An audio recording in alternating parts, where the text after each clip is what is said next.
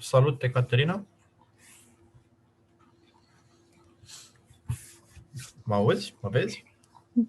Bună, Dan! Salut! Salut, salut! Bună! Bine revenit la noi! Bine v-am găsit. Mă vedeți ok? Da, da, foarte bine te vedem. Și o lustră vedem în dreapta ta. Da. E faină partea asta cu online-uri, știi? Uneori ai în coroană. Da, Glumesc, Dan.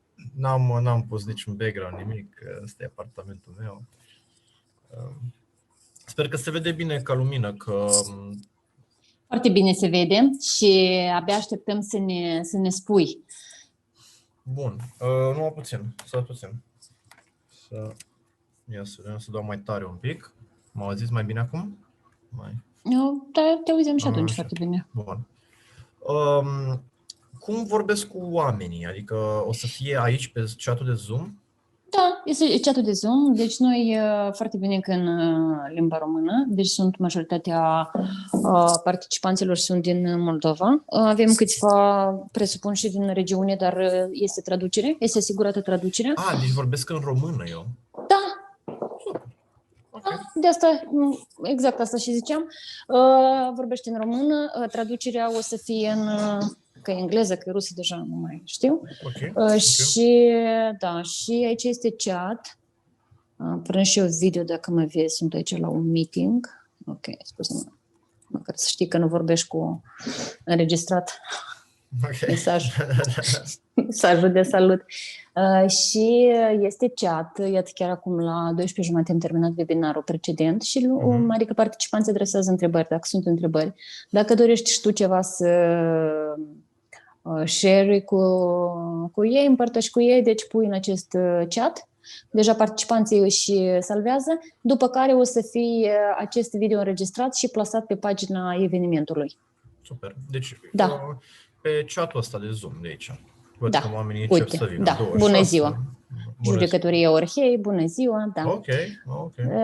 Dar nu vreau să te rețin, deci avem cât e o oră și o oră jumate. Și practic eu sunt ultimul, că după aceea tu urmezi cu closing remarks.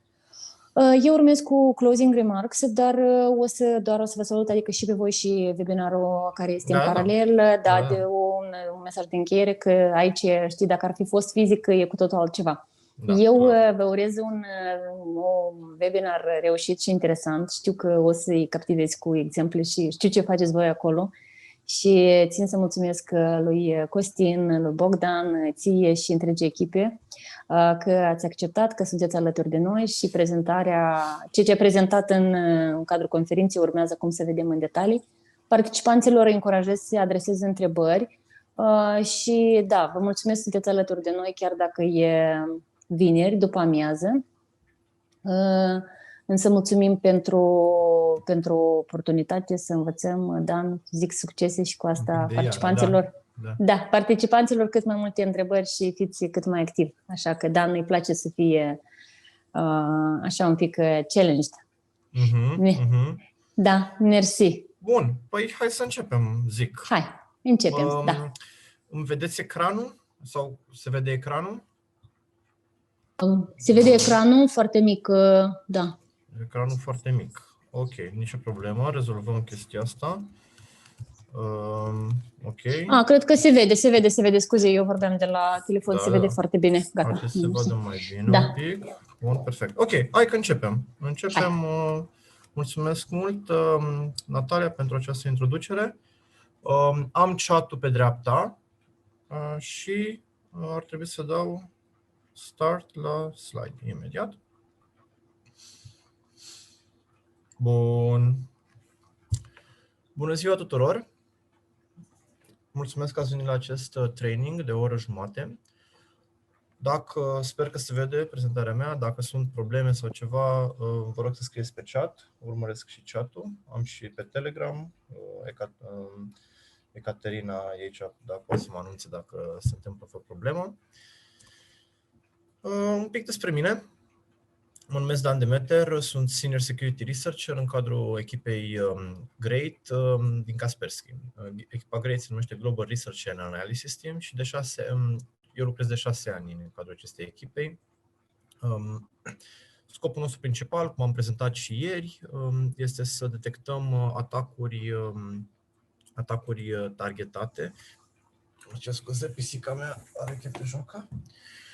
Să detectăm atacuri targetate și tot ce înseamnă atacuri specializate împotriva instituțiilor bancare, instituțiilor guvernamentale și alte tipuri de infrastructură critică. O să vorbesc un pic și despre research-ul pe care l-am făcut noi și pe care îl facem noi. Și eu, în principal, fac threat intelligence și fac și construiesc tool-uri pe care le putem folosi pentru a descoperi atacuri noi. Mulțumesc lui Costin, managerului meu, pentru slide-uri și pentru suportul pe care m-a ajutat. Practic de la el am slide-urile și acest training de Yara o să fie o variantă scurtă de o oră jumate. Din păcate nu avem timp să trecem prin foarte multe chestii, deși mi-aș fi dorit să fac asta cu voi. Poate la anul viitor, când ne vom întâlni față în față, vom putea să ținem trainingul acesta în varianta full. Мы этот тренинг проведем в Să interacționăm și voi să interacționați cu mine în condițiile în care ne vedem față în față. Dar mă bucur că suntem aici și eu zic că putem să avem parte de un timp ok, chiar în timpul acesta scurt. Un pic despre cum va decurge acest webinar. O să vă arăt practic de la zero cam ce înseamnă Yara, cum se poate folosi Yara și vom vorbi un pic și despre niște reguli de Yara, vom scrie niște reguli de Yara bazându-ne pe niște sample-uri și pe niște o să pornim de la niște sample-uri, niște atacuri apete, campanii apete, care au fost descoperite de noi în trecut, acum nu mai sunt active, sau cine știe, you never know. Vom porni de la niște sample-uri pe care noi le-am descoperit și vom încerca să scriem niște reguli de Yara care sunt folosite pentru a prinde alte sample-uri.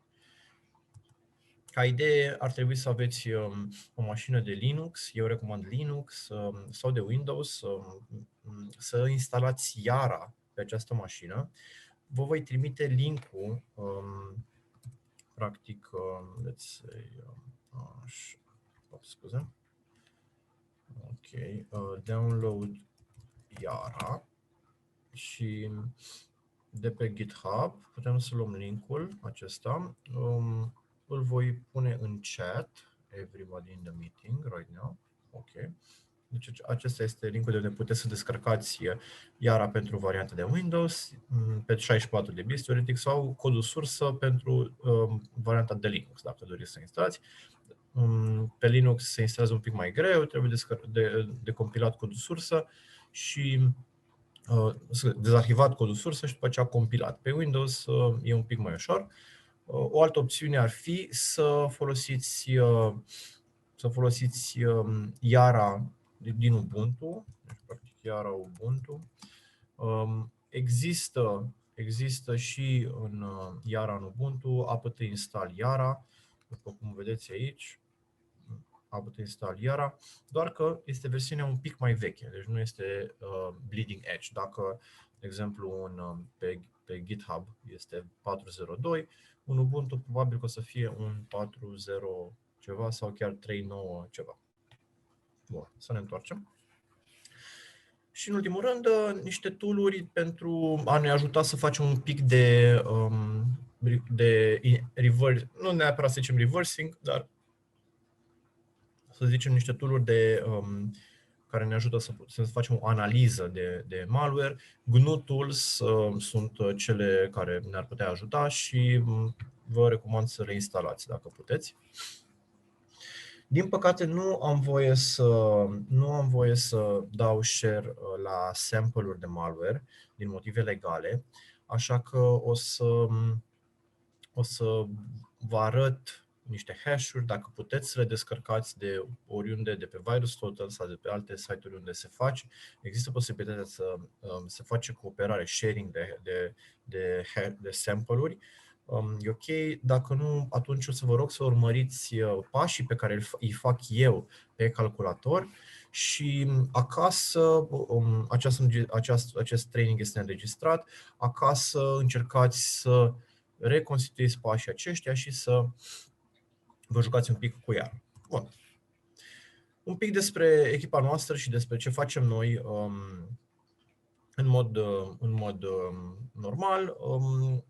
Research-ul pe care îl face echipa Great este de aproape 10 ani, chiar 12. Echipa a fost formată în 2008 și în ultimii 10 ani am început să descoperim din ce în ce mai multe campanii de APT. Dacă în 2010, să zicem, 2010 a fost începutul Golden Years al campaniilor APT și avem mențiuni precum Stuxnet, precum Duke, precum Gauss, Flame. În următorii ani, în 2013, 2014 și 2018, 2019, până chiar și 2020, acum am început să găsim din ce în ce mai multe campanii APT. În anul acesta, noi urmărim și știm despre aproape 900 de campanii APT active în momentul acesta, dintre care 20 sunt vorbitoare de limbă chineză. Deci a explodat numărul de grupări și de operatori și de oameni care sunt în industria aceasta de a ataca sistemele informatice și clar acest trend nu este în scădere. Aș vrea să menționez câteva chestii super interesante pe parcursul acestor ani care, din punctul meu de vedere, au fost niște puncte cheie, niște campanii cheie în industrie și în ce s-a întâmplat. Normal, Stuxnet, ați auzit toată lumea de Stuxnet, un malware super bine, destul de puternic și de bine creat. Era folosit pentru a infecta calculatoarele Siemens, care controlau centrifugele de îmbogățire a uraniului din Natanz, Iran. Practic, malware-ul era făcut să se răspândească fără a se folosi de internet. Era un malware care se răspândea prin USB sau prin alte medii de distribuție.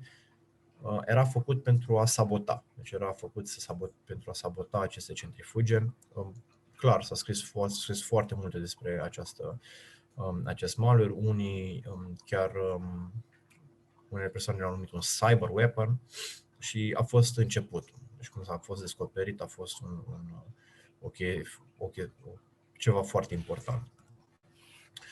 Urmează Duke în 2011, pe care le-am descoperit și cu platformele și cu familia de malware Tilde Platform, așa le-am numit noi. Au fost descoperite de aceste campanii, au fost descoperite de către noi Kaspersky, le-am numit Tilde Platform. Gauss era un wiper, era făcut și Flame și Mini-Flame erau făcute în așa fel încât să distrugă.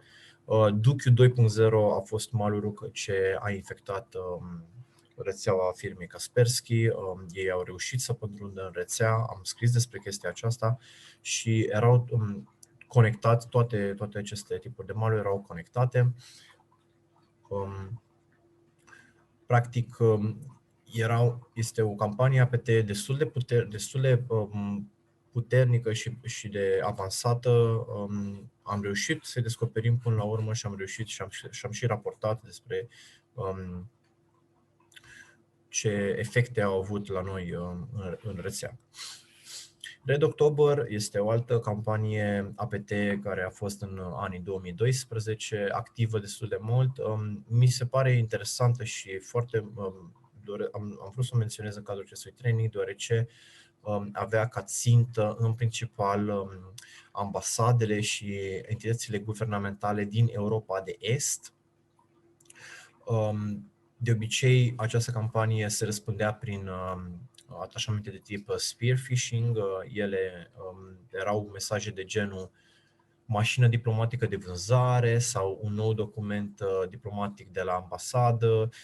Odată ce oamenii dădeau click sau dacă cumva erau păcăliți în a executa acel fișier din atașament, calculatorul lor era infectat și oamenii atacatorii aveau acces în rețeaua guvernamentală, în rețeaua acelei instituții. Dark Hotel, o altă campanie destul de interesantă în condițiile în care atacatorii infectau rețelele de calculatoare din lanțul hotelelor mari. Deci vorbim de, nu voi da nume, dar vorbim de lanțuri de hoteliere destul de populare și de lux, cel mai important de lux.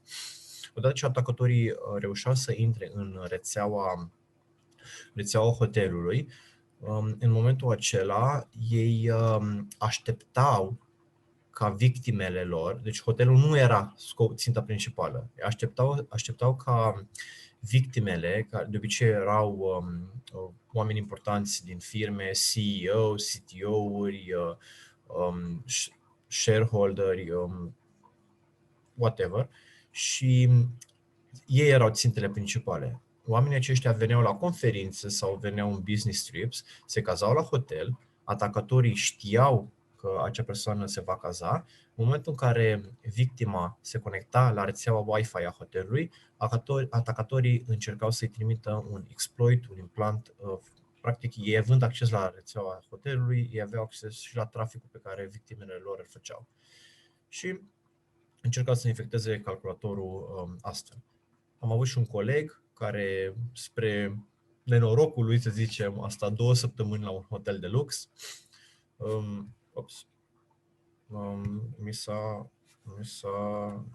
Ecranul meu s-a făcut blank. Scuze. Stați puțin să vedem de ce.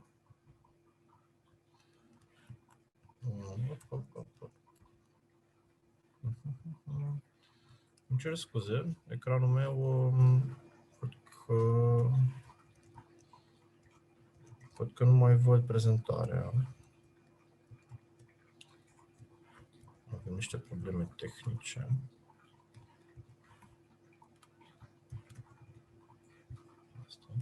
Va trebui să mă deconectez și să mă reconectez încă o dată.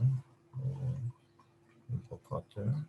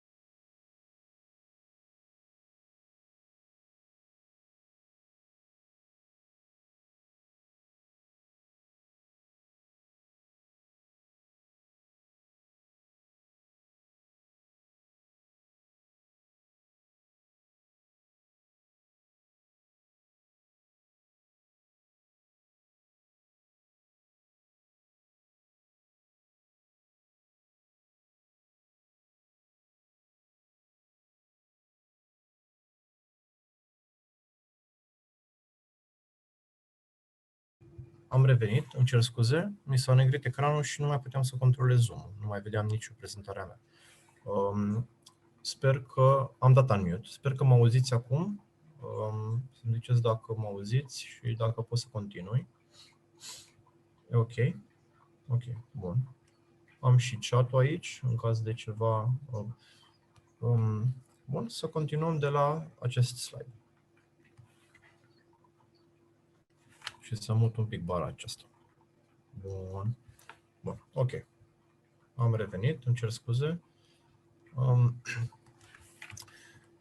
Deci Dark Hotel, practic, era o campanie APT ce încerca să targeteze oamenii importanți care veneau să se cazeze. Și colegul meu a stat 2 săptămâni, din păcate nu a reușit să fie, n-a fost targetat el, nu a reușit să prindă niciun malware în rețea. Equation Group este o grupare APT vorbitoare de limba engleză. Din punctul meu de vedere, cel mai bun grup și strategic grup de până acum este încă activ. Puteți să vedeți mai multe informații despre ei căutând blogpostul nostru numit From Houston with Love. O să Îl voi da chiar acum. Voi da link chiar acum.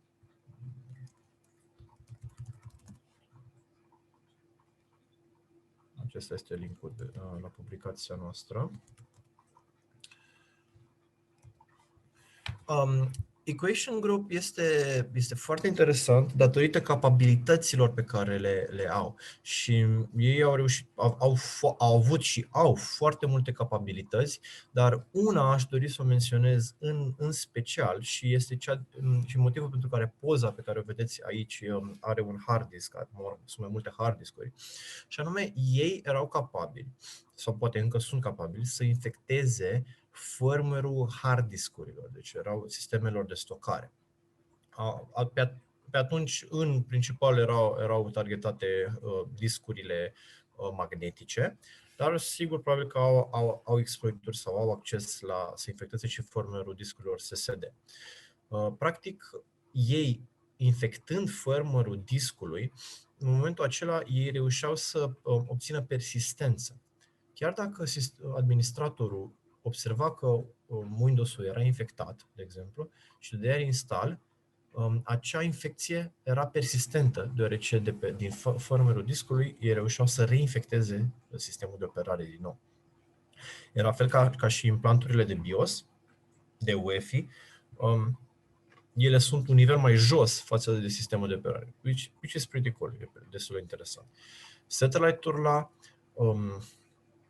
practic, grupa APT vorbitor de limbă rusă, ei s-au cumva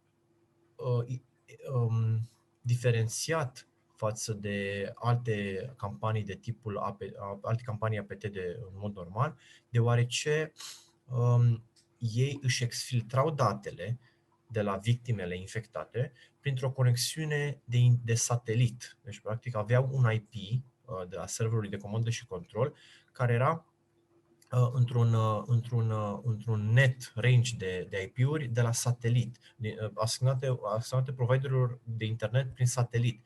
Practic, serverul lor de comandă și control se afla într-o arie geografică deservită de către satelitul acela. Deci, practic, primea datele de către satelit. Problema este că un satelit deservește o arie geografică cât un continent. Și nu glumesc când zic un continent. Deci, practic, era un satelit care prindea Europa de Sud, Nordul Africii și Centrul Africii. Noroc să găsești acel server de comandă și control. Chiar dacă, de exemplu, cooperai cu poliția, ei nu aveau cum să găsească în ce locație, în ce zonă a lumii se află acel server. Deci, practic, nu puteai să-l dai jos. Lazarus, grupare vorbitoare, practic, Coreea de Nord, am și scris despre lucrul acesta. NSA-ul a venit după o lună și a confirmat research-ul pe care l-am găsit noi. Faimosul caz al băncii din Bangladesh, în care au infectat banca, au reușit să transfere peste 100 de milioane de dolari.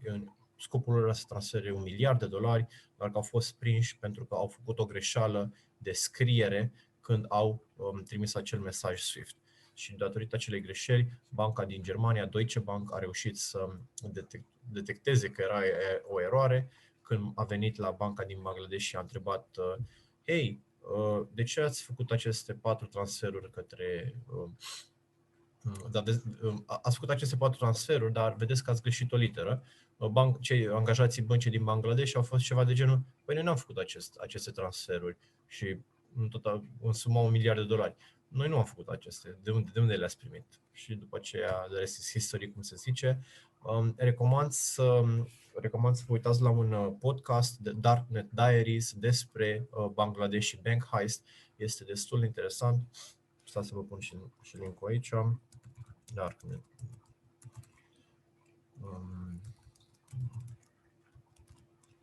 Asta.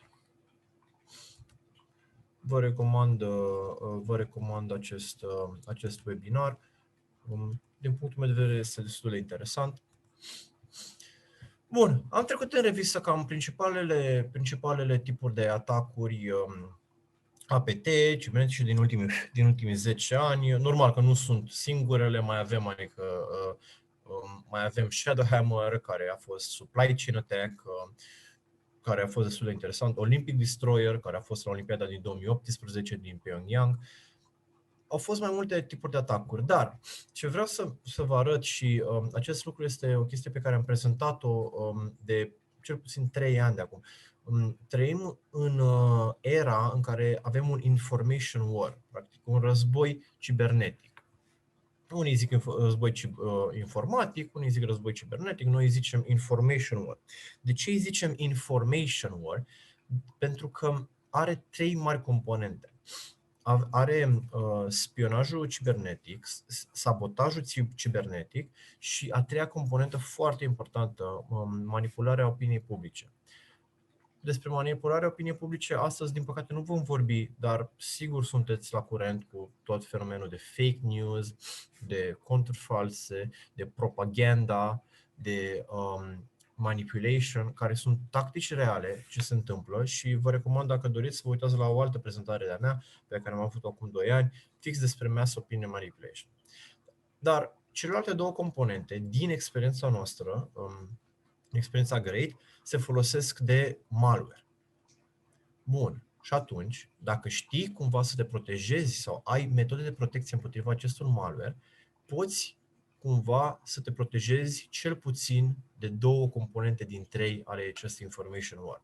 Și astăzi vom vorbi despre cum putem să facem clustering, cum putem să detectăm malware nou, care poate ne atacă rețeaua noastră. Desigur că orice chestie bună începe cu prieteni. Și așa că vom intra în Yara. Victor Manuel Alvarez este cel care a creat Yara. Yara este un limbaj de pattern matching și, după cum vedem din descrierea de pe GitHub, Yara este util sau se folosește în preponderent pentru a identifica și a clasifica sample-uri sau, cum să zic la sample-uri, fișiere malware. Cu Yara poți să faci o descriere a familiei malware și poți să scrii niște reguli care sunt formate din niște reguli de niște stringuri, niște expresii și o logică. Doar folosind aceste elemente foarte importante, noi putem să descoperim atacuri noi de tipul zero day, chiar și zero day-uri, și putem să clasificăm, pornind de la un sample, putem să clasificăm mai multe sample-uri sau multe fișiere pe care noi nu le știm, nu știm ce e cu ele, fără să facem reverse engineering. E foarte important. Poate că în organizație nu aveți un centru SOC sau o persoană dedicată pentru a face reversing. Folosind reguli Yara pe care le scrieți voi sau le găsiți de la altcineva, puteți să faceți aceste clasificări. Și haideți să vedem cum arată o regulă de Yara. Orice regulă de Yara începe cu rule. Asta e prima regulă. Începe cu rule. După aceea avem numele regulii de Yara, care se numește Welcome to our webinar în cazul acesta. După aceea deschidem o acoladă și acesta este conținutul, acesta este body-ul regulii. În regula de Yara putem avea mai multe secțiuni. În cazul nostru avem 3 secțiuni: meta, strings și condiție. În secțiunea meta vom putea să adăugăm informații, meta-informații despre această regulă pentru a putea să ne ajute pe noi, oamenii, în viitor. Ele nu sunt folosite de către executabilul Yara. Deci orice scrieți în meta nu va fi folosit pentru a putea să se facă matching. Chiar ele sunt ignorate. Aceste meta-informații sunt folosite pentru noi, pentru a putea să ținem cont de reguli și să putem să le organizăm într-un mod în care peste 2 ani să ne dăm seama ce face această regulă. Avem de asemenea secțiunea de strings, Есть раздел teoretic în română șiruri de caractere, da? Avem strings și în această secțiune vom putea să definim mai multe variabile. Limbajul este un pic similar cu cel de limbajul C. E destul de similar, cu niște mici modificări.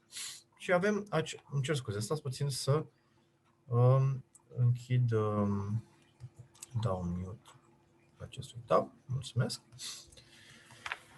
Avem, practic, mai multe variabile. Variabila A, care este stringul kind, variabila B, care este stringul funny și variabila C, care este stringul imaginary. Deci, practic, în această secțiune avem trei stringuri. În secțiunea de condition vom pune condiția dacă regula noastră, welcome to our webinar, returnează true sau false. Practic, la final, când vom folosi Yara, tot ce trebuie să facă este Yara va primi un fișier cu reguli și va primi o listă de fișiere, nu neapărat malware, peste care va căuta. Și tot ce va trebui să facă Yara este să zică dacă condiția returnează true sau false pentru fiecare fișier. Dacă această condiție returnează true, atunci Yara va zice regula aceasta a făcut match pe fișierul acesta. Dacă regula returnează false, Yara nu printează nimic. Deci, practic, avem aceste trei secțiuni care sunt foarte importante și despre care vom vorbi. Bun. Avem Yara, care este principalul engine, principalul motor de căutare, practic, să zicem, un motor de căutare. Putem să avem mai multe module. Din păcate, nu vom trece în revistă modulele, pentru că nu avem timp, dar pot adăuga module noi, comunitatea scrie module noi și în modul acesta limbajul în sine poate fi extins pentru a putea să găsești. Să vă dau niște exemple de module. Există modulul de zip, există modulul de PE, Portable Executable, practic prin care poți să găsești diferiți parametri. Există un modul de matematică, math, prin care poți să faci calcule, de exemplu, entropia fișierului, poți să faci, să calculezi hash-uri. Aceste module, unele sunt deja incluse în Yara, altele pot fi compilate. De exemplu, un modul de AndroGuard este un modul prin care poți să scrii reguli de Yara pentru a putea face matching la fișiere de tip APK, fișiere de tip Android. Bun, deci avem Yara, avem module și avem un set de fișiere. Setul acesta de fișiere este setul peste care noi vrem să rulăm regula noastră de Yara, pe care o avem aici.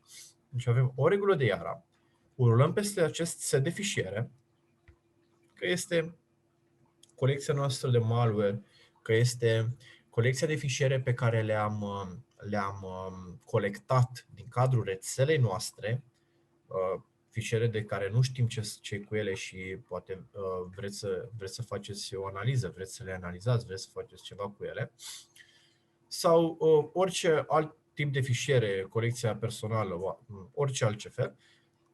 Și Yara, output-ul engine-ului de Yara este numărul de fișiere, o să fie fișierele detectate și alte meta-informații despre detecție. Cum rulăm? Păi, foarte simplu.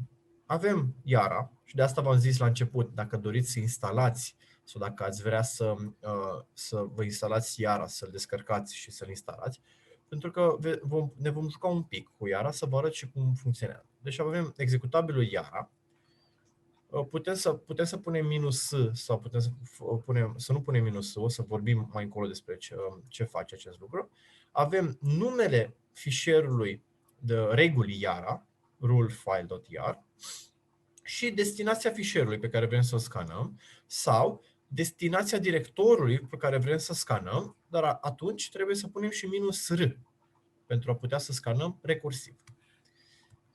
Și odată ce facem acest lucru, Yara o să ne returneze niște informații. Haideți să vă arăt exact cam ce se întâmplă.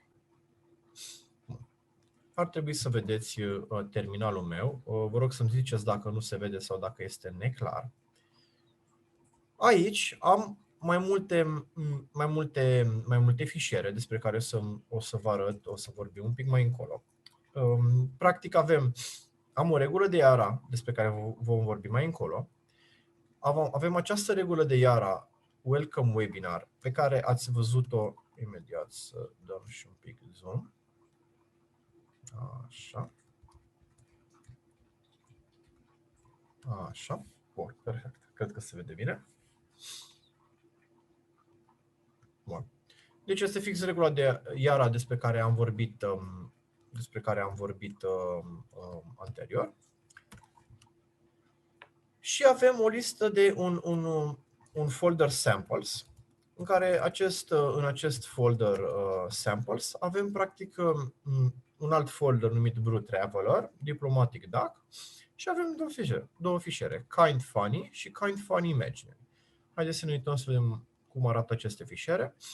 Fișierul Kind Funny are 3 linii, mă rog, 2 linii, are stringul kind și stringul funny. Fișierul Kind Funny Imaginary are 3 linii, care kind, funny și imaginary. Dacă vom face un hex dump pe Kind Funny, vom vedea că așa. De fapt, știți ce? Ia să vedem dacă fac așa, cred că merge să vedem mai bine. Cred că puteți să vedeți ecranul. Dacă nu vedeți, vă rog să scrieți pe chat. Deci avem kind și funny. Acestea sunt cele două stringuri din acest fișier și în OA care este new line. Și kind, funny, imaginary, care avem kind, funny și imaginary. Bun. Deci acestea sunt cele două fișiere pe care le avem în colecția noastră samples. Și mai avem alte fișiere care, de exemplu, Brew Traveler, despre care nu știm exact ce sunt, deci nu știm exact ce este. Va trebui să le analizăm și mai avem unul Diplomatic Duck, dar din păcate nu avem timp să vorbim despre asta. Bun. Ne întoarcem la regula noastră Yara, regula noastră de Welcome Webinar și haideți să vedem ce se întâmplă când rulăm Yara peste folderul nostru de samples. Și vom scrie Yara -r, mai întâi vă arăt, mai întâi rulez și după aceea o să vă explic ce am făcut și ce se întâmplă. Yara -r, Welcome Webinar, Samples. Bun. Deci ce am făcut? Am rulat binarul Yara cu opțiunea -r. Regula noastră se numește Welcome Webinar.yara și folderul nostru unde rulăm este un folder numit Samples, adică acest folder. Bun. Yara a returnat, a zis așa, Welcome to our webinar, samples/kindfunny. Deci vedeți? Samples kind funny. Practic, regula noastră Yara, pe care o vedeți aici, a zis că a făcut match doar la acest fișier. Samples kind funny. Hai să vedem ce este în acest fișier. Este stringul kind și stringul funny. Ceea ce este fix ce ne așteptam, pentru că regula noastră Yara, dacă ne uităm aici sus, vedem că are condiția A și B și nu C. Adică kind, funny și nu imaginar. Practic, prieteni reali. Da, pentru cei care sunteți pasionați de matematică. Deci, stringul A, stringul B și nu trebuie să conțină stringul C. Dacă zicem, de exemplu, vreau să găsim fișierele care au doar stringul A și B. Deci vreau să găsim fișiere ce au stringul A și stringul B, adică kind și funny. Am salvat această regulă, deci am dat save aici, Ctrl-S. Vom rula din nou Yara și acum, îmi cer scuze, trebuie să comentăm stringul S. În momentul în care vom rula această regulă, o să observați că regula noastră a făcut matching pe două fișiere. Deci regula noastră Welcome to our webinar a făcut match pe fișierul kind funny și regula Welcome to our webinar a făcut match pe fișierul kind funny and imaginary. Ceea ce este de așteptat, deoarece kind funny este fișierul care are stringurile kind și funny și al doilea fișier este fișierul care are kind, funny și imaginary. Practic, regula noastră a zis că vrem doar să găsim fișierele care au kind și funny. Dacă ne întoarcem și scriem o altă regulă și zicem A și B sau A și B sau C, o să zicem vrem fișiere care au kind și funny sau kind, funny și imaginary. Practic, am dat save, rulez. Din nou, o să vedeți că din nou mi-am meciuit două fișiere, deoarece regula este validă. Că noi căutăm o regulă care are kind și funny sau kind, funny și imaginary. Dar, dacă vom scrie o regulă care zice vreau fișiere care au în componența lor toate trei, kind, funny și imaginary, ce credeți că o să merge? Câte fișiere o să returneze? Și aici o să vă rog dacă vreți să scrieți chiar și în chat. Eu verific și chat-ul și în momentul în care voi scrie sau dacă doriți să-mi puneți întrebări, puteți să scrieți pe chat. Petre zice 1. Ce fișier credeți că, desigur, dacă vreți să ziceți și ce fișier credeți că returnează, tot așa voi verifica. Mai aștept un pic, dacă nu scrie. 1 cu toate 3. Dan, corect. Aveți dreptate. În momentul acesta, dacă vom rula din nou această regulă și Natalia zice 1 kind, funny, imaginary, corect, a returnat samples, kind, funny și imaginary. Motivul este că noi am zis că vrem să aibă A, B și C. Pe când acest fișier nu are C-ul. Vedeți? Îi lipsește C-ul. Ok, mulțumesc pentru răspunsuri. Continuăm.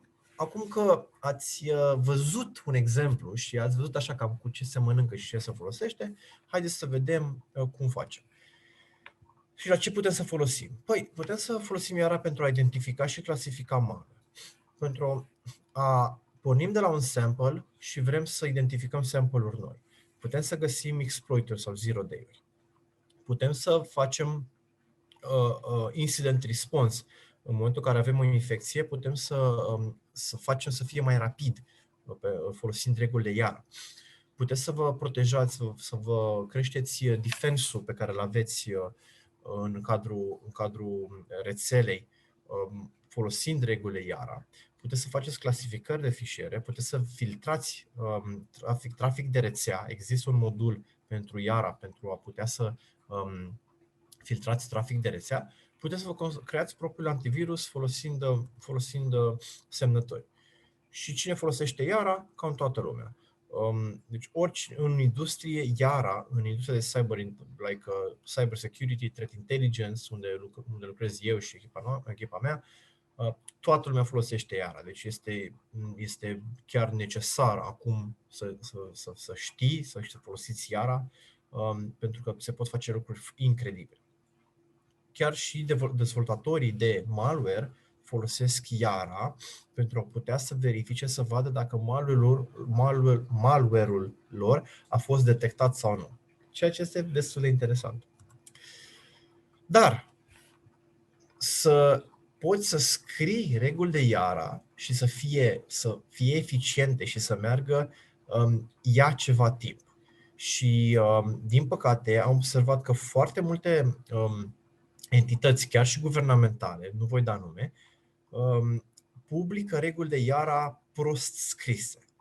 Și să scrii reguli de iara este ca o programare. Este, să zicem, ca o artă. De aceea avem programatori care sunt foarte buni în ceea ce fac, care reușesc să scrie soft care ulterior este folosit, citit, înțeles și de alți programatori. La fel, vreau să fiți și voi cu regulile de Yara. Vreau să, la sfârșitul acestui training, ce vreau de fapt să luați și să plecați de la acest training sunt două lucruri. Unu, cam ce face Yara și poate o curiozitate în a vă juca mai departe cu reguli de Yara. Și doi, să plecați cu ideea de a scrie reguli de Yara foarte ok și destul de deștept scrise, în așa fel încât ceilalți oameni la care le veți da reguli de Yara să le înțeleagă, să poată fi înțelese. Și atunci cum facem asta? Păi gândiți-vă că Yara este un limbaj de programare, cum am zis, are cam sintaxă cam ca limbajul C. Puteți să puneți comenturi și m-ați văzut pe mine punând comentarii, punând / sau / steluță, deci asta puteți să puneți aceste comentarii. Și vreți să puneți în secțiunea meta, recomandabil ar fi să vă puneți un nume, o adresă de e-mail, compania, TLP-ul sau orice alte informații, pentru că unele reguli ar putea să fie publicate. Și cum arată o regulă de Yara corect și bine scrisă. Are un nume destul de sugestiv. În secțiunea meta, managerul meu, Costin, a scris informații. Deci cine a scris-o? Ce face regula aceasta de Yara? Că s-ar putea să aveți o regulă, ea să facă match pe un fișier și să vă întrebați, dar ce face? Ce înseamnă exploit Silverlight V Toropov? Ce înseamnă? Păi, mergeți în regula de Yara și vedeți. Uite, face detecție pentru QVE 2016-0034, care e un Silverlight exploit. Super! Pe ce tip de fișiere rulează? Păi Windows 32. Când a fost scrisă? În această dată. De la ce hash am pornit? De la ce hash s-a pornit? A fost scrisă regula aceasta. De la hash-ul ăsta. Vedem stringurile și vedem condiția. Vom vorbi mai mult despre condiții. Dar vedeți, doar uitându-vă, deci am descris regula, bam, am văzut exact. Detectăm QV 2016-034, am pornit de la hash-ul ăsta. Chiar și după 5 ani, că regula a fost scrisă acum 5 ani, avem informațiile necesare pentru a putea să investigăm în continuare dacă avem acest gen de alertă sau de detecție. Cum scriem reguli? Noi recomandăm să fie pus tipul exploitului, APT, exploit, crimeware, etc. Țara sau limba vorbitoare, dacă se știe. Noi acum, să zicem, mergem spre un trend în care nu mai punem acest indicator, simplu pentru că există așa de multe false flags și informații despre, nu putem să găsim așa de multe informații încât nu mai poți să faci o delimitare clară a, ok, sample-ul ăsta este scris de către un atacator vorbitor de limbă XYZ. Numele atacatorului dacă îl știi și numele malware-ului, din nou, sau numele familiei dacă se știe sau dacă se ia. Ce puteți să puneți în metadata? Păi, e-mailul sau numele autorului, data, versiunea. Dacă aveți un URL, de exemplu, scrieți o regulă de Yara bazându-vă pe un blog post sau bazându-vă pe o alertă sau bazându-vă pe un hint de pe Twitter, puteți să puneți acolo pentru a-l avea. Și hash-urile de unde porniți, foarte important. De asemenea, puteți să puneți când a fost modificat, ultima dată când a fost modificată această regulă, pentru că poate modificați și mai puneți pe viitor, o să ziceți, uite, mai adăugăm, poate se descoperă sample-uri noi, mai adăugați, faceți update la regula aceasta.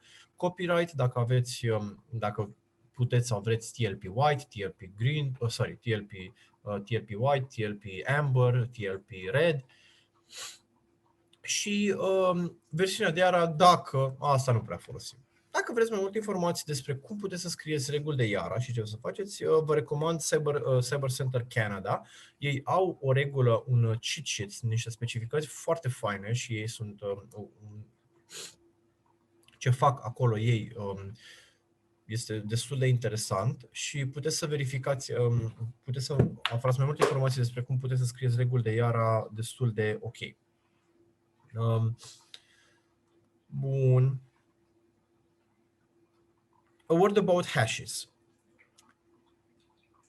ce vă recomand eu este să scrieți hash-urile și să le puneți în meta. Dacă aveți mai multe hash-uri, o soluție simplă este să băgați mai multe ori cuvântul hash. Din nou, în secțiunea meta, deci Yara ignoră secțiunea meta. Deci, așa că puteți să puneți ce vreți voi. Bun, o să întrebați, Dan, cum scriu reguli eficiente? Cum am grijă să nu am false positives? Și de ce trebuie să aveți grijă să nu aveți false positives? Este pentru că riscați să scrieți reguli care să match-uie, să prindă fișiere care nu sunt benigne. Fișiere, de exemplu, ale sistemului de operare, fișiere de instalare ale driverele ale plăcii video, care sunt, într-adevăr, în 99% din cazuri, sunt legitime.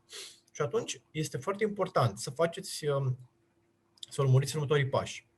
În primul rând să vă testați regula. Și o să vorbim un pic despre cum puteți să testați. Să folosiți cuvântul full word. Acesta este practic, vă rog să mergeți în documentație să vedeți cam care sunt alți modifieri pentru stringuri. Există full word, există hash, există no case. Există mai multe modifiers și de obicei recomandăm full word dacă stringul acela este short, cum a fost în cazul nostru, like funny sau imaginary. Imaginary folosiți full word. Să nu faceți reguli bazându-vă pe importuri populare de librării, de funcții, import și export pe care le aveți în fișier. Este foarte important să nu folosiți aceste importuri populare pentru că aceste importuri vor fi folosite și de alte sample-uri care sunt benigne. Să folosiți file size, este foarte important să folosiți file size și să verificați întotdeauna header. Scuze, pisica mea vrea să joace. Să folosiți header pentru a putea să verificați tipul fișierului și o să vă arăt. Dar să nu folosiți pentru scanarea memoriei.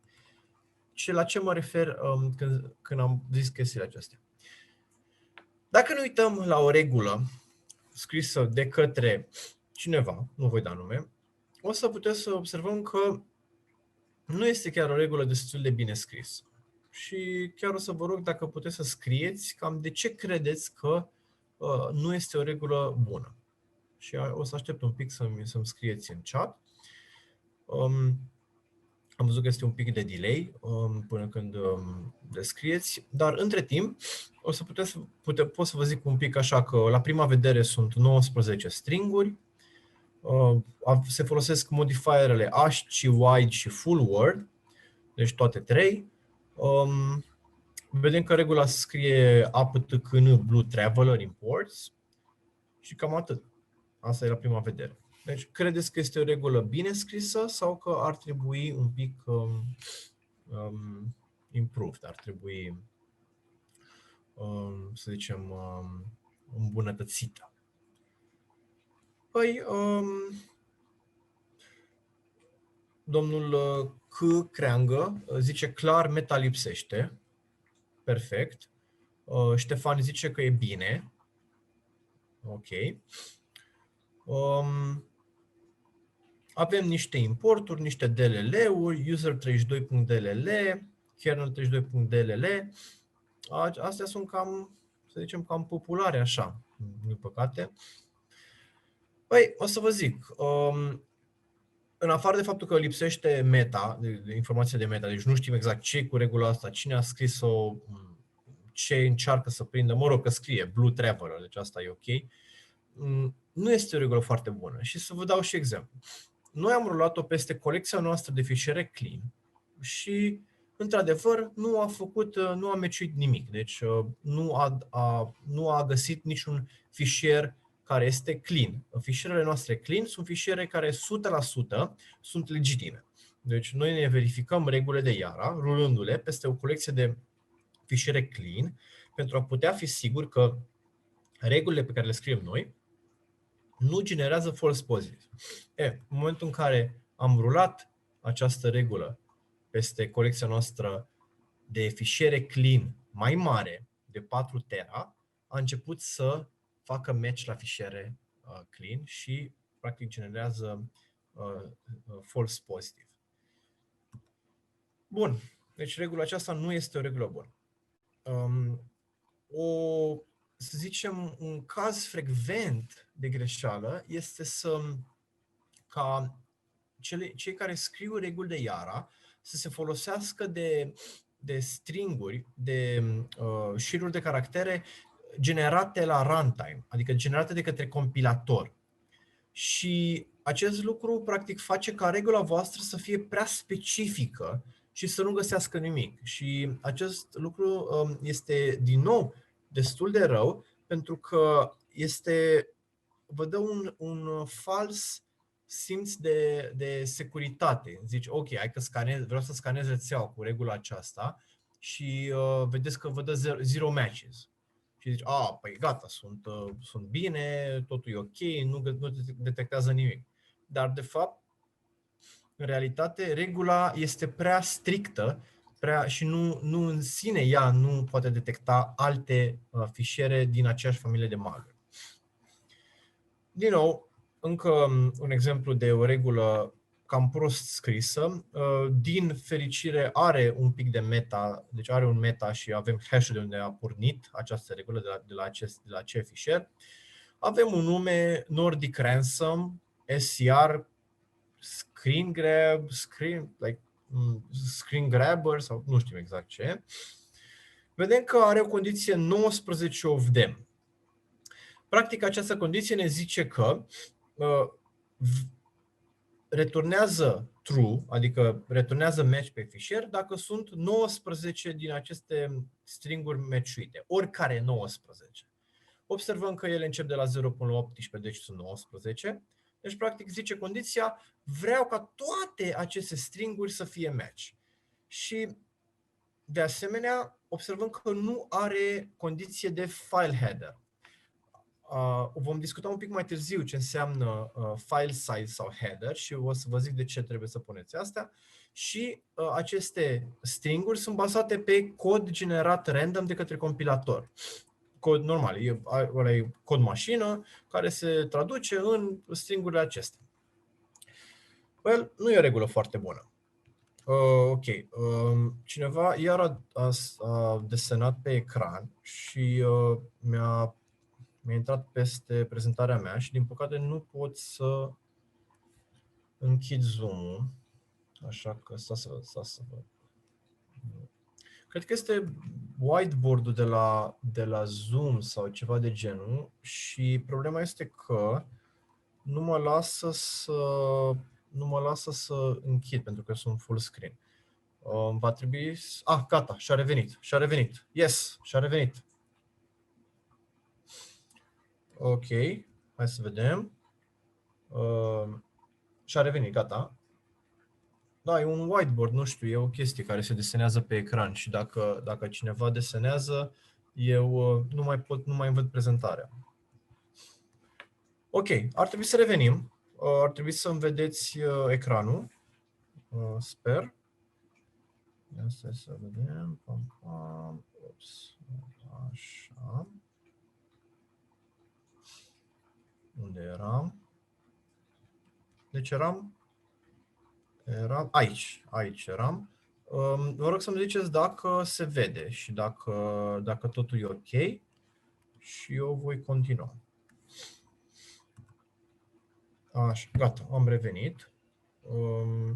Nu vedeți? Bun, mulțumesc, se vede ecranul. Ok, și atunci ce facem?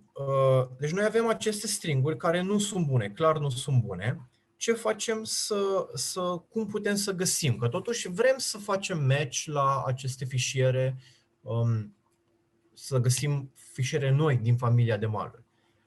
Putem să folosim comanda strings, deci comanda strings din GNU Unix, GNU Tools, de asta v-am zis să o instalați dacă puteți. Și ca să putem să facem extract la stringuri Unicode, folosim -e, opțiunea. Și din experiența noastră, un lucru foarte eficient sau cum putem să găsim noi malware foarte, foarte bine este să căutăm niște stringuri unice per sample. De exemplu, creatorii de malware câteodată folosesc niște mutexes sau events. Dacă nu știți ce este un mutex, practic este ca o poartă care se folosește de către procese, de către executabile, pentru a se putea sincroniza cu mai multe thread-uri. Și pentru a-și putea sincroniza thread-urile, să facă anumite chestii, ai nevoie să folosești niște mutexes. Și trebuie să-i dai un nume. Numele acestea, de obicei, creatorii de malware refolosesc numele de aceste nume. Și te poți trezi că în varianta 1 de malware folosesc acest nume, după ce în varianta 2 folosesc acest nume, în varianta 3 și practic i-ai prins, așa i-ai prins. Un alt caz real este când creatorii de malware folosesc user agents. Practic când faci un request pe web, tu trebuie să trimiți un user agent. Și folosește user agents care sunt foarte, foarte rari folosiți. Practic nimeni nu mai folosește. De exemplu, Nokia 95. Era un user agent folosit de telefoanele Nokia Communicators acum 20 de ani. Și în momentul în care creatorii folosesc acest string, care nu mai e folosit de nimeni, i-ai prins. Practic ai prins malware, ai prins sample-ul. Chei de registri, valori, nume unice. Din nou, ai prins malware. Greșeli de scriere. Când ei, de exemplu, încearcă să își pună implantul, încearcă să instaleze, să scrie în registri anumite valori, dar fac un typo, au o greșeală de scriere și în loc de software, au scris software. Practic găsește râul. L-ai prins, gata. Și în momentul în care faci o regulă bazată pe acest typo și vezi alte tipuri de malware care sunt greșit scrise. Path-uri PDB, practic debug paths care sunt lăsate de către compilator cu numele lor de username-ul de Windows, numele proiectului, la fel pot să fie scrise. Module interne pe care le folosesc atacatorii, fie că sunt funcții, fie că sunt alte importuri pe care le folosesc sau configurări criptate sau encodate, configurări din malware, care, de exemplu, ei își criptează serverul de comandă și control, dar chiar și criptat, numele lui este unic. Și criptarea aia, dacă faci o regulă de matching peste ea, poți să încerci să găsești alte tipuri de sample-uri. Legat de condiții, ce putem să facem este să folosiți 2-3 grupuri de condiții. Artefacte unice găsite în malware, asta este un grup, stringuri care sunt non-unice, dar care totuși există în acel sample, dar nu sunt unice și atunci nu vrem să facem matching foarte strict pe acel grup, și pe proprietăți, pe secțiune, pe entropie, poate timestamps, poate certificate, etc. etc. Și haideți să vă arăt un exemplu. Bun, ne întoarcem la fișierul nostru. Avem aici, să zicem că suntem Head of IT Security la firma X și avem un incident. Am găsit pe două calculatoare, am găsit 2 sample-uri. Echipa SOC a extras aceste sample-uri găsite pe calculator, care au infectat calculatoarele, și ce facem cu ele? Ce facem cu ele? Cum ne descurcăm? Scuze, aici, așa, gata. Cum facem? Păi, după cum v-am zis, am putea să rulăm comanda strings și să vedem ce ne dau. Și haideți să facem acest lucru. Strings pe primul fișier. Deci am rulat comanda strings, am dat numele fișierului pe care l-am găsit și mai jos ne-a dat stringurile care au fost găsite în acest fișier. Deci, practic, noi nu facem reversing, noi doar ne uităm la binar. Desigur că se poate da și hexdump -k. Ăsta și practic dăm așa. Ops, scuze. Vim minus. Ăsta e hexdump-ul, practic acesta este fișierul în hexa și în dreapta putem să vedem că avem tot așa stringurile care există, dar deci vedem aici importurile și alte chestii.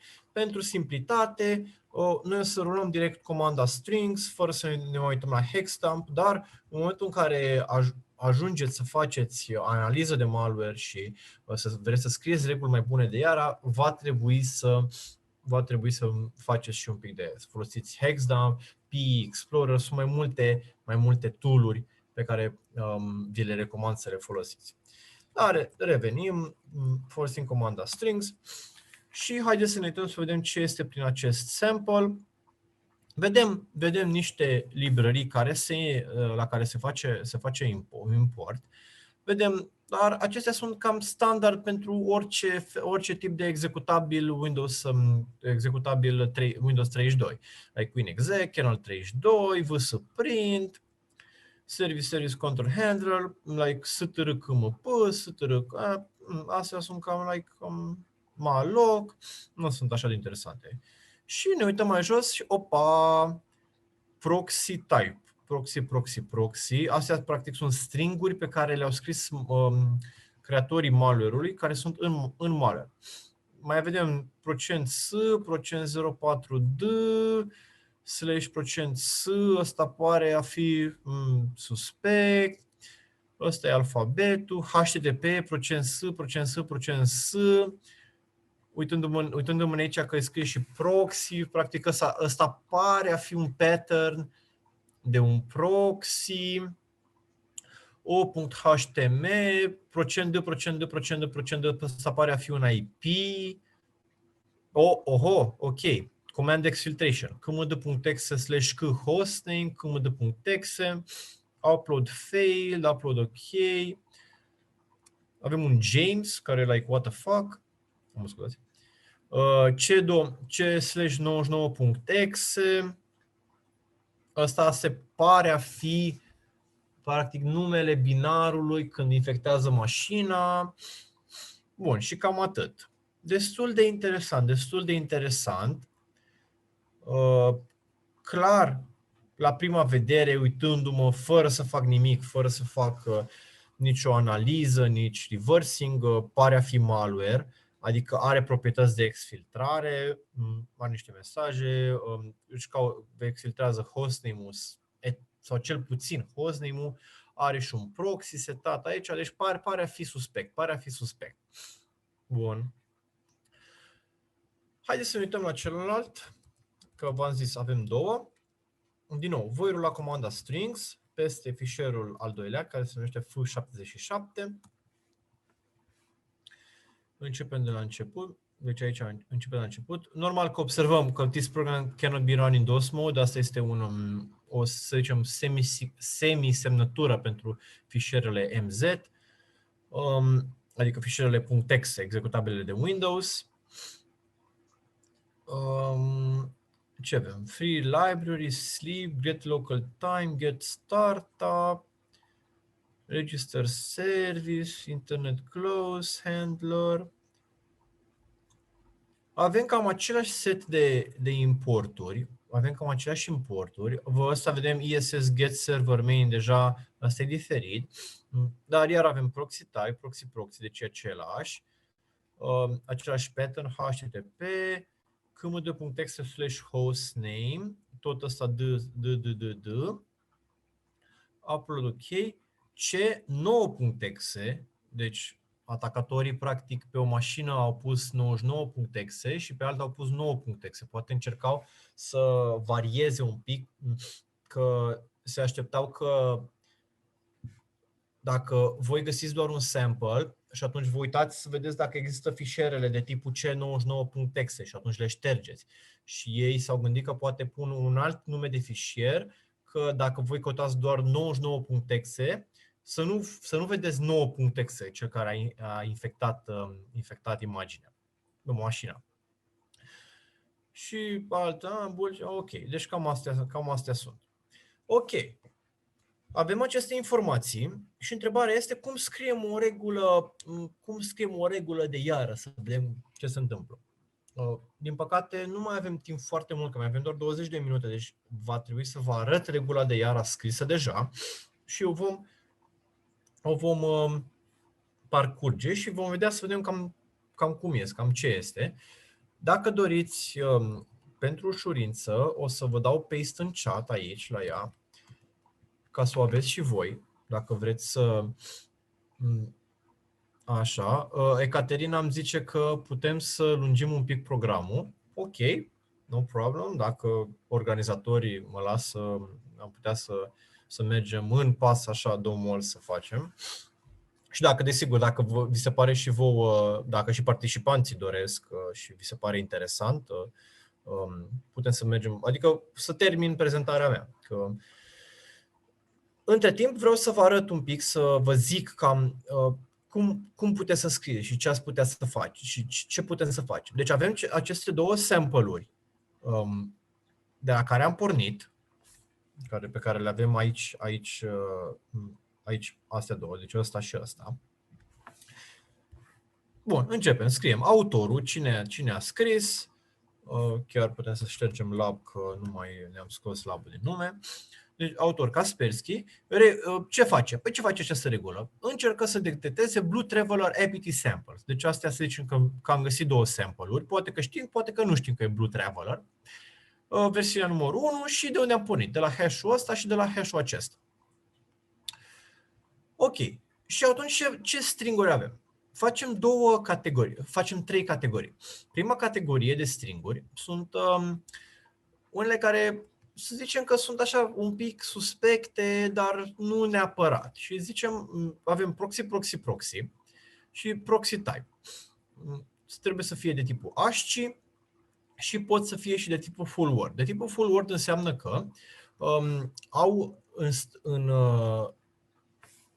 în stânga și în dreapta lor, deci prefix și sufix, au un separator.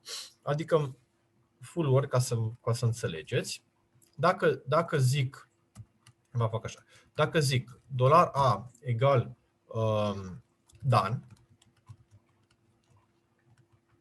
sau nu, vizor, să zicem vizor, și dacă avem în malware, vizor, spațiu, vizor, spațiu, atunci regula o să dea OK.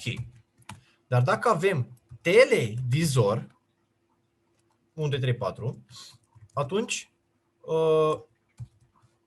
iara nu o să mai matche, pentru că noi am zis că trebuie să fie full word, adică trebuie să fie delimitat de un caracter de escape. Nu neapărat escape, dar să aibă un delimiter character. Deci, practic, noi vrem să ne asigurăm că dacă, de exemplu, matchuim, să zicem, force, găsim în malware cuvântul force. Noi nu vrem să matchuim GeForce, care este numele unui driver NVIDIA. Noi nu vrem să facem chestia asta. Și, practic, este foarte important, dacă mai țineți minte că v-am zis la început, pentru cuvinte scurte, că dacă, de exemplu, avem vizor și un nume de mutex, cam stringul acesta nu prea are șanse să fie el băgat în GeForce, yada. Deci, practic, să zicem GeForce, chestia asta. Nu prea are. Și atunci putem să ștergem. Dar dacă avem stringuri foarte scurte, recomandarea este să punem full word. Bun, hai să ne întoarcem. Să ne întoarcem la regula noastră de iară. Deci proxy type, full word ASCII, practic secțiunea numărul 2. kmd.exe hostname, deci ăsta neapărat, OHTML, %s, HTTP. Astea sunt super suspecte, foarte suspecte și ar trebui să le punem, deci clar avem nevoie de ele. Și secțiunea 3. kmd.exe. kmd.exe câteodată poate fi folosit și de către, să zicem, fișierele legitime. câteodată, oricum e foarte suspect un binar să execute command shells cu CMD, dar, poate există, deși există. Upload failed. Upload failed, again, din nou, este un string care poate legitim există în binare create de către dezvoltatori software legitimi. Download OK din nou, download exit James sunt niște stringuri care nu sunt neapărat malware. De aceea le-am pus într-o altă categorie, numită C. Bun, și acum revenim la condiții. Condițiile sunt foarte importante. În primul rând, noi vrem să căutăm malware de Windows. Dacă noi căutăm malware de Windows, atunci este o practică foarte proastă și pierdere de timp ca Yara să scaneze fișiere de tip PNG sau de tip text. Tip text nu există neapărat. De tip PNG sau un ISO de o imagine sau o arhivă zip sau orice altceva. Noi nu vrem asta. Noi vrem ca Yara să caute, să scaneze doar fișierele executabile. Pentru că noi știm, bazându-ne pe research-ul pe care l-am făcut, de exemplu, aceste două fișiere, vedem că, dacă dăm, de exemplu, file, deci comanda file pe star aplică pentru fiecare fișier în parte, îți zice ce fel de tip de fișier este. Și vedem că ele sunt PE32 executable, like portable executable 32, DLL, whatever. Deci ele sunt de tipul PUE32. Dacă ele sunt de tipul PUE32, noi vrem să căutăm alte fișiere similare cu acestea. O proprietate a fișierelor PUE32, DLL, executabile, este că ele încep cu stringul MZ.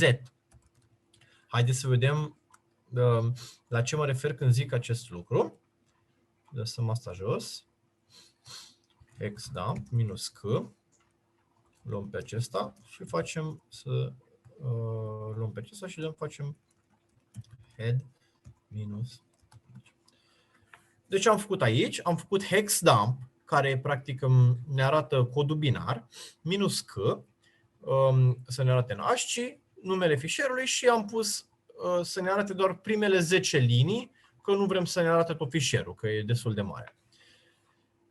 Făcând chestia aceasta, vedem că în hexa, hexdump-ul ne arată 4D5A, care se traduce prin M și Z. Acum aș avea un mic trivia, poate puteți să scrieți voi pe chat, de la ce vine MZ. Dacă știți de la ce vine MZ, puteți să scrieți pe chat.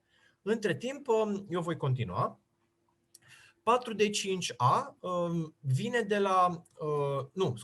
4D5A este invers față de regula pe care am scris-o, vedeți voi aici, 0x5A4D. Și acest lucru este din cauza faptului că avem little endianness, pe cum sunt executate fișierele și salvate pe disc, deci de către procesor. Și practic noi vrem să facem match la 5A4D. După cum vedem aici, 5A4D.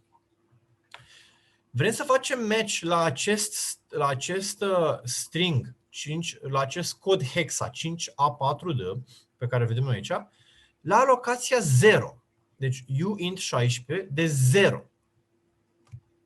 Este foarte important de 0 pentru că noi ce zicem? Zicem că vrem să găsim fișiere care încep cu MZ. Adică, în alte cuvinte, pornește de la sau, în alte cuvinte, încep cu MZ. MZ, domnul C. Creangă zice că MZ vine de la Militarization Zone. Din păcate nu este adevărat. Este de la, cum a zis Arthur, numele creatorului formatului PE. Nu știu, Marc a fost creatorul MS-DOS, parcă, dar el a creat formatul PE și a pus numele acolo. Și practic, după 30 de ani, noi folosim fișiere, semnătura fișierului PE, Portable Executable, este MZ. Ok, deci am uitat să vă zic, am și niște premii pentru persoanele active, voi care răspundeți. Am niște licențe Kaspersky pe care le vom da la sfârșit pentru oamenii care sunt activi și care răspund pe chat. Așa că vă recomand să fiți activi și să răspundeți. Am și un quiz la sfârșit pe care o să-l facem, sper să fie și interesant. Bun. Deci ideea este că noi vrem să facem match și noi vrem să prindem doar fișierele care sunt executabile, care sunt PE. De aceea este foarte important ca prima regulă din condiția de regulile de Yara să fie uint 16 de 0, adică la începutul fișierului, la position-ul 0, offset 0, să fie 0x5a4d.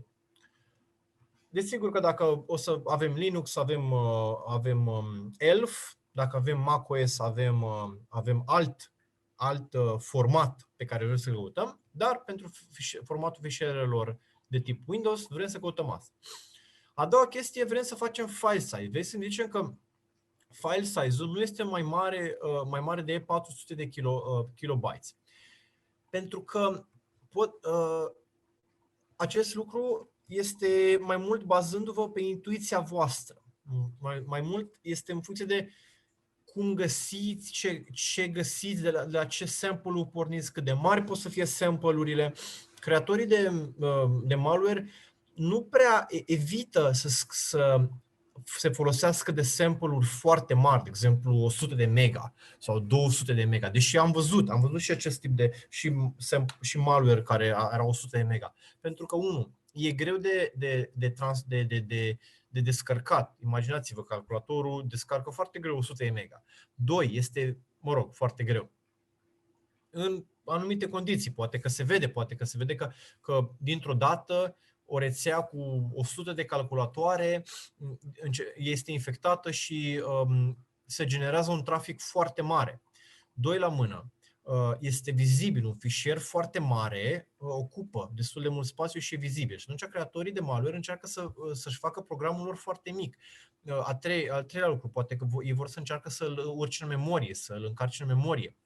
Și atunci, din nou, tu nu vrei să încarci 100 de mega în memorie, că poate că o să meargă calculatorul mai greu, da? Deși acum memoria nu mai este o problemă foarte mare. Oricum, în experiența noastră, creatorii scriu fișiere de malware care sunt destul de micuțe. Și atunci noi vedem că ăsta are 36 de kilo și ăsta are 32 de kilobytes. Punem și noi o regulă ca file size-ul să fie mai mic de 400. Să zicem 400, 500, în funcție de cum face. Deci regula aceasta oricum trebuie testată. Și ultima regulă, să zicem că putem să punem chiar aici, deci practic zicem file size ăsta, and, și regula aceasta, cu paranteze, zice, oricare dintre regulile A star, când în momentul în care facem A star, înseamnă A1, A2, A3, oricare care începe cu $A. 2 dintre regulile B star, adică ăsta, B1, B2, etc. Și 4 dintre regulile C1, C2, C3. Ei, acum o să mă întrebați, Dan, cum știu eu să pun? Cum știu eu să pun 2? Cum știu eu să pun 4? Ce o să vă zic? Într-adevăr, este o întrebare legitimă și asta vine doar cu experiență. Deci trebuie să vă jucați, trebuie să scrieți reguli de Yara și să tot încercați și o să vină cu experiența chestia asta. Bun, am scris această regulă de Yara și întrebarea este ce facem cu ea? Păi, noi am pornit de la aceste două fișiere. Avem această regulă de Yara, pe care o avem aici. Ce facem cu ea? Unde pornim? Păi, în mod normal, în scenariul pe care l-am zis anterior, noi avem o infecție. În momentul în care avem o infecție, va trebui să scanăm toate calculatoarele pe care le avem noi, să le scanăm, să vedem dacă există alte fișiere din această familie, similare cu din această familie de Blue Traveler, pe restul calculatoarelor. Ăsta e un scenariu. În al doilea scenariu este că aveți o colecție de malware pe care eu, de exemplu, o am, puteți să vedeți aici, o colecție micuță, nu e foarte mare, și vreau să găsesc dacă cumva sample-urile astea necunoscute fac parte sau în colecția mea de malware găsesc alte sample-uri care sunt similare cu acestea. De exemplu, în acest scenariu, eu aș putea să zic că nu știu, aceste sample-uri nu știu ce sunt, nu știu cine le-a scris. De exemplu, noi așa facem, cam asta este modul nostru de lucru. Avem aceste sample-uri și zicem APTKN unknown, deci nu știm exact cine le-a scris. Să zicem că mut regula și zic unknown. APT unknown samples. Nu știu cine a scris această regulă, da? Bun. Și atunci eu vreau să rulez regula mea de Yara peste colecția de malware, să văd dacă am alte fișiere de tip malware care match-uie astea două pe care le-am eu. Și practic pot să fac un cluster, pot să zic, ok, uite, aceste două fac parte din familia pe care o am deja. Haideți să vedem. Deci, practic, mai întâi rulez și după aceea vă arăt. Vă explic ce am făcut. Uitați. Ce am făcut? Am rulat Yara cu recursive, regula mea apt unknown sample, peste colecția mea de malware, care se numește malware collection. Făcând chestia aceasta, Yara mi-a returnat 36 de match-uri. Și Yara mi-a zis că, uite-te, apt.kn unknown a făcut match la fișierul malware collection blue traveler 4b. După ce a făcut match la acest fișier, după ce a făcut match la ăsta, până jos. Practic, Yara mi-a zis că aceste două fișiere de la care am pornit, care teoretic erau unknown, aceste două fișiere, match-uie restul fișierelor pe care le am eu în colecția mea. Și atunci am făcut clustering la aceste două sample-uri pe care nu le știam, le-am putut clusteriza să zic că sunt blue traveler. Un alt scenariu ar fi că voi aveți o regulă de Yara pe care ați primit-o de la Kaspersky sau de la cineva, aveți un set de fișiere pe care nu știți ce cu ele și vreți să aplicați regula aia să vedeți dacă unele dintre acele fișiere sunt infectate. Se poate face și acest lucru. Dacă mai modific, de exemplu, să zic că vreau să... Uite, să facem un test. Deci, mai rulez o dată cu comanda vk, opa, cer scuze. Imediat. Deci, în acest inițial, am pornit cu 36 de sample-uri care au fost match-uite în colecția mea de malware. Să zicem că scriem o regulă mai strictă, mult mai strictă. Adică zic toate A, toate B și toate C. Ia să vedem. Câte o să-mi dea match? Am rulat din nou, am salvat-o, am rulat-o din nou și putem să vedem că acum mi-a match-uit 28 de fișiere. Deci, practic, 8 fișiere nu mi-au fost găsite de către Yara. Deci eu am pierdut 8 fișiere. De ce am pierdut? Pentru că regula pe care am scris-o eu este prea strictă, este mult prea strictă și atunci ale cele 8 fișiere nu aveau. Poate unul nu avea chestia asta, poate unul nu avea chestia asta. Trebuie să facem un diff să vedem față de 36 de fișiere acestea care au fost descoperite, trebuie să vedem alea 28 și să scoatem alea care nu există și practic să vezi de ce nu apare. Dar vă zic sigur că motivul pentru care avem prea puține este că este prea strictă regula. Și asta este o problemă de care ați putea să vă loviți. Și atunci, haideți să, pe final, o să vorbesc un pic despre eleganța regulilor de Yara. Aceasta este o regulă de Yara care a fost publicată.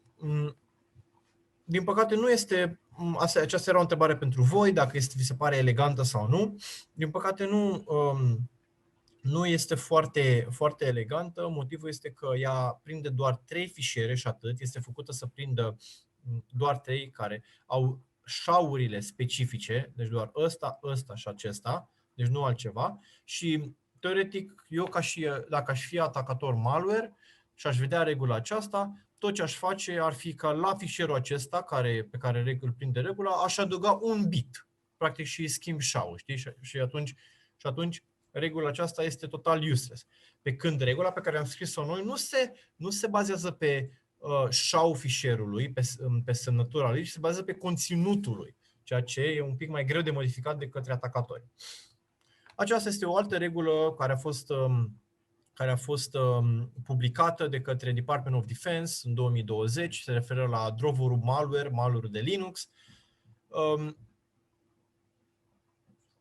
Este o regulă care nu mi se pare că este destul de bună. O să vă rog ce părere aveți și voi despre ea, dar vă zic de acum că nu este destul de bună pentru că se folosește de importuri, de exemplu Procnet Package, Procnet RAW, Procnet TCP, TR07, TR01, practic niște nume care sunt generice și nu prea poți să faci mare lucru.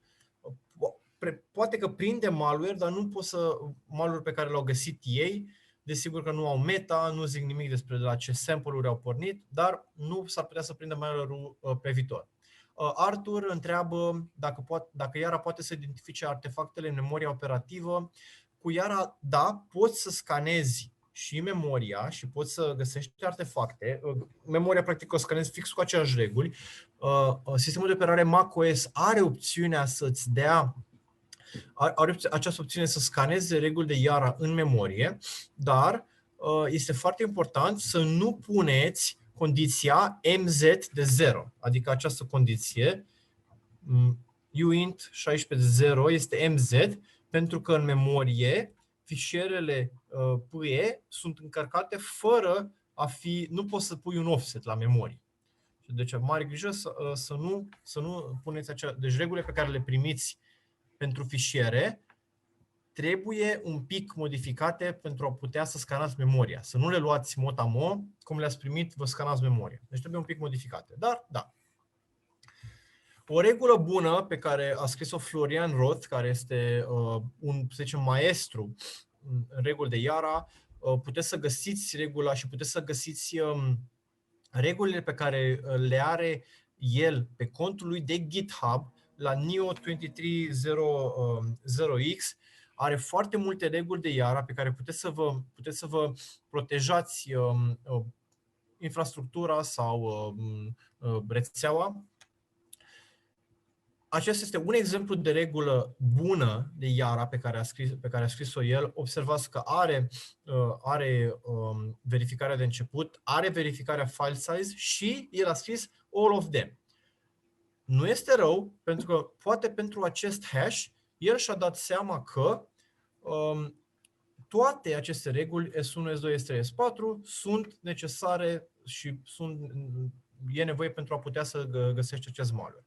O să rog pe Caterina să-mi zică cam cât timp mai avem, cam cât timp aș putea să mai stau, ca să știu cât de mult, dacă termin sau dacă pot să mai fac și quiz.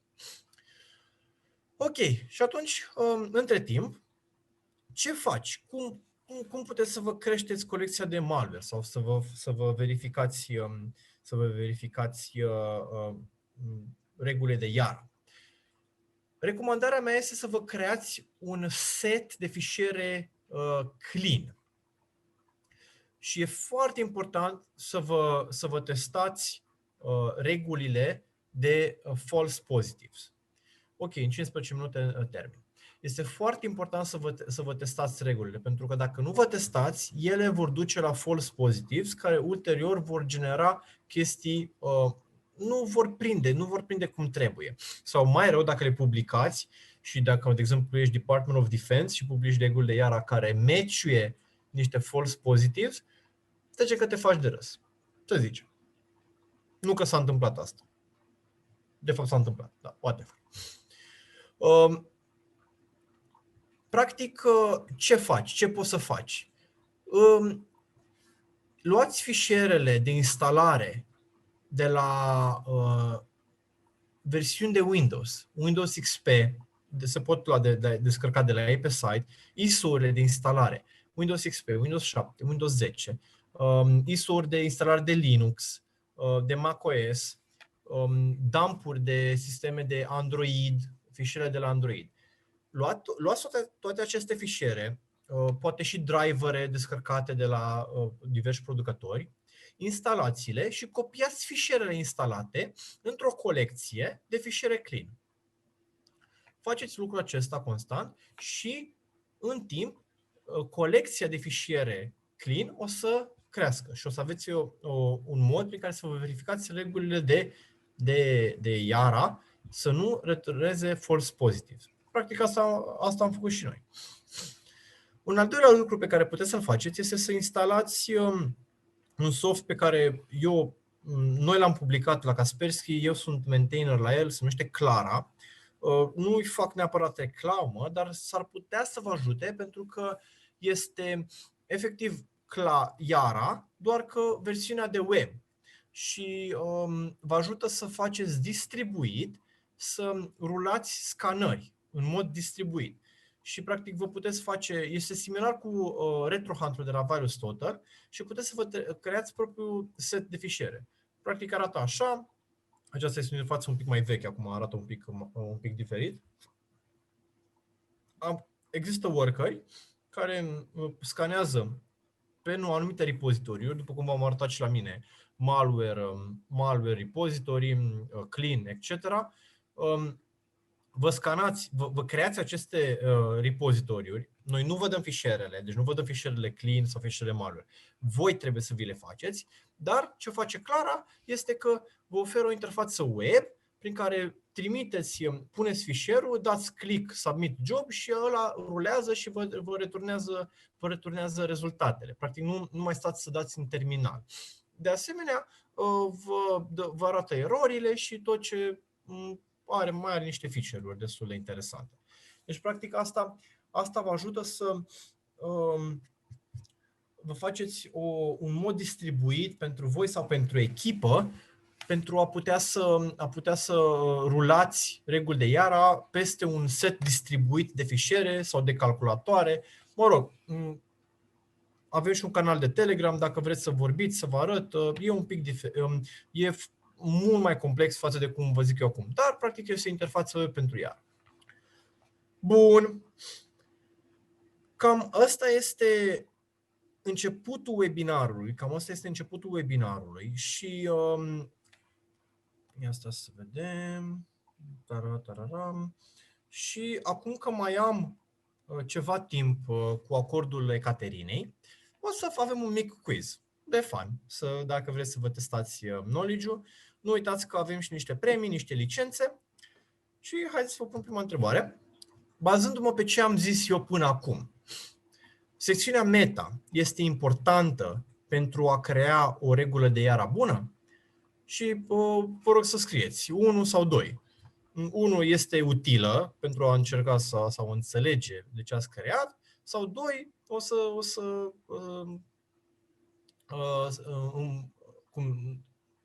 să slow down, o să încetinească sistemul. Și până acum văd că toată lumea a scris 1 și mă bucur că a scris chestia asta. Foarte important, e corect, este răspunsul numărul 1. Nu uitați că secțiunea meta nu este folosită, e importantă, dar nu 3, da. Te ajută să înțelegi de ce ai creat o regulă. Bun, întrebarea numărul 2. Asta e un pic mai așa. Dacă ai false positive, să zicem ai match-uit un fișier clean, un driver, un ceva, ce poți să faci pentru a putea să reduci? 1. Verifici file size. Deci puteți să puneți și mai multe variante. Pot fi mai multe variante posibile. 1. verifici file size, verifici header-ul, folosești un compilator Yara sau pui mai multe comenturi în regulă. Așa. Unul zice 1, 3, 1, 2, 2, 3, 1, 2, 4, 2, 3 și 2, 4, 1, 2, 3, 1, MMM 2, 2, 1, 4. Ok. Răspunsul corect este 1 și 2 și aș mai zice și 4. Iar compilerul nu ne ajută în cazul unei false positives, regulile de false positive. 4 nu ne ajută, deci comenturile nu ajută la detectarea lor. 1 și 2 este răspunsul corect. 4 aș zice așa, borderline, că poate te ajută să pui comenturi, să zici, bă, uite, de ce ăsta e false positive, de ce ăsta nu e false positive, etc. Bun. Și a treia întrebare, care este un pic mai tricky, pentru că nu am discutat despre ele, poți să detectezi fișiere doar bazându-se pe metadata-ul fișierelor. Dacă ați fost atenți, v-am arătat că metadata, de exemplu, poți să faci verificare după SHA sau după ceva. Avem 1, 3, 3, 3, 2. Ok, răspunsul funny e 3 și răspunsul corect este 1. Da, poți să detectezi fișiere doar bazându-se pe metadata-ul pe care îl ai, metadata-ul lor, a acelor fișiere. Și o întrebare surpriză.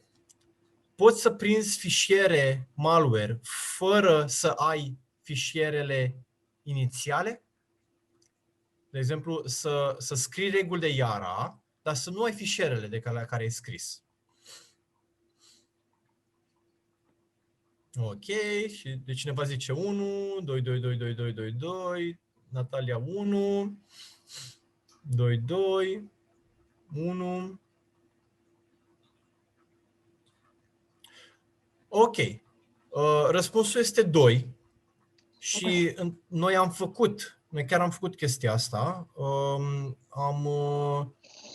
Am scris și am pornit, am găsit malware nou doar de la o publicație. De exemplu, am pornit de la un document de la Curtea de Justiție din Italia, care era un document împotriva unor creatori de malware. Era un caz judecătoresc, practic, împotriva unor creatori de malware și în acea argumentare erau niște adrese de mail și niște nume de fișiere.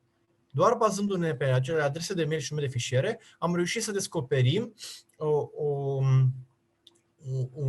o campanie, iPyramid se numea, cu 500, alte 500 fișiere. Bun, și atunci, what's next? Ce se întâmplă în continuare? Păi, noi practic am ținut acest training care se numește Hunting APTs with Yara. Îl ținem din 2016 și versiunea pe care v-am arătat-o eu este o versiune condensată, este doar, să zicem, 5% din tot trainingul. Desigur că într-o oră jumate n-am cum să vă arăt tot, dar ideea mea este că puteți să găsiți mai multe informații dacă vă uitați la acest link pe care o să-l dau chiar acum în chat. Acesta este nu Corinei, toată lumea. Acesta este linkul. Prezentarea încă există, deci puteți să vă uitați la prezentare și acolo este similară cu ce am făcut eu acum aici. Sunt mai multe informații și desigur că avem și un training online pe care puteți să-l luați, xtraining.kaspersky.com. Acolo puteți să luați tot trainingul mare de iara. Sunt 20 de exerciții. Sunt mult mai multe informații despre threat hunting, tips and tricks pe care și eu v-am dat acum, dar practic sunt mai multe. Aveți un laborator virtual dedicat și durează cam 15-20 de ore. Eu am stat cam 20 de ore așa, luându-l încet. Dacă îl faceți mai rapid, cam 15 ore. Și practic ai un certificat că ai făcut training-ul ăsta. Dacă vă place iara și dacă vreți să faceți și să vă jucați, trainingul acesta full, cred că ar fi de ce aveți nevoie. Și cu asta acesta este finalul prezentării mele. Îmi cer scuze dacă am trecut un pic mai mult. Sper că a fost interesant. Sper că a fost util. O să avem și premiile pe care le-am dat celor care au fost activi. O să fie anunțați, cred că pe Ecaterina, cred că ai tu mail-ul oamenilor, cei care au scris, au răspuns la început și să le trimitem licențele. Și cu asta, dacă mai aveți întrebări, puteți să le scrieți aici. Dacă nu, back to you. Pe Caterina sau Natalia. Mulțumesc că ați venit. Eu sunt în București. Firma Kaspersky are birouri cam peste tot în lume și noi, echipa Great, suntem peste tot în lume, dar noi, centrul local, eu și managerul meu, directorul echipei, suntem în București. Mă rog, eu sunt acasă acum, că nu mai mergem la birou.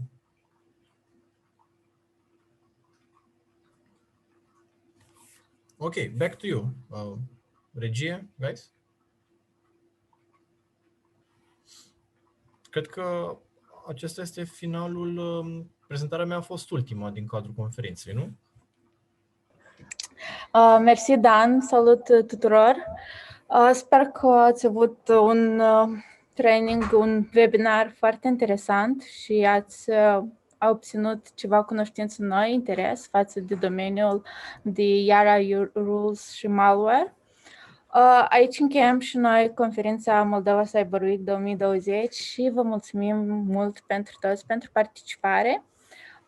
Toate webinarele, prezentările și înregistrările video vor fi disponibile pe website-ul conferinței www.moldovacyberweek.md, cât și celor care au participat în aceste 2 zile la webinare o să primiți pe mail un diplomă, să zic, certificatul de participare.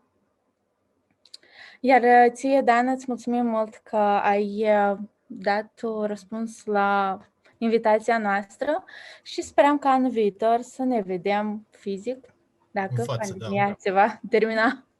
Mulțumesc de invitație și mi-a făcut plăcere. Bravo! Chiar mi-a făcut plăcere. Ok, și avem și Natalia. Mulțumesc frumos, Dan. Auzi? Da. Mulțumesc frumos. Tu vezi că eu deja sunt îmbrăcată, nu că fug de aici. Am venit de la un partener. Ok.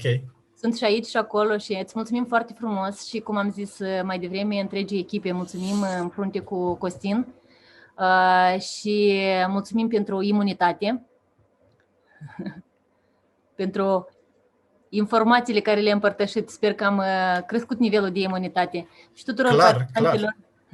Și tuturor participanților pentru interes și cu aceasta încheiem săptămâna. Sper cu mai multe semne de întrebare decât cu răspunsuri. Și sper că acum oamenii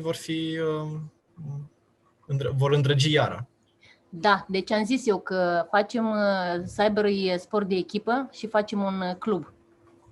Exact. Noi suntem deschiși. Mulțumesc frumos și zi frumoasă. Zi bună! Participanților, weekend plăcut și odihniți-vă. La revedere!